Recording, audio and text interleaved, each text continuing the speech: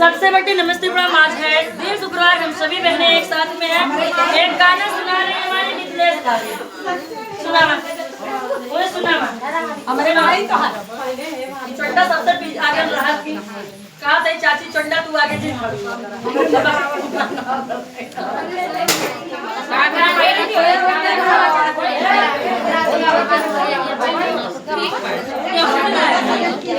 आई आगे वो काट के बना ली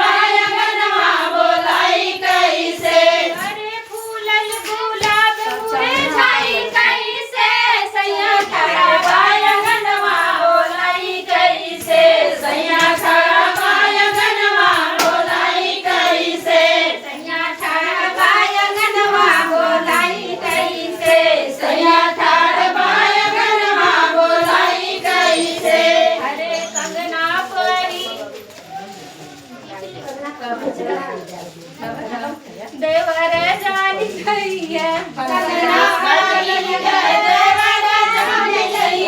कंगना खान की है देवर जानी चाहिए कंगना खान की है देवर जानी चाहिए देवर जानी चाहिए देवरानी जानी चाहिए देवर जानी चाहिए देवरानी जानी चाहिए संग का चुलिया दिखाई कैसे सैया खड़ा बाया गनवा बोलाई कैसे सैया खड़ा बाया गनवा बोलाई कैसे राजा खड़ा बाया गनवा बोलाई कैसे राजा खड़ा बाया गनवा बोलाई कैसे अरे फूल फूलल गुलाब फूले छाई कैसे सैया खड़ा बाया गनवा बोलाई कैसे सैया खड़ा बाया गनवा बोलाई कैसे सैया खड़ा बाया गनवा बोलाई कैसे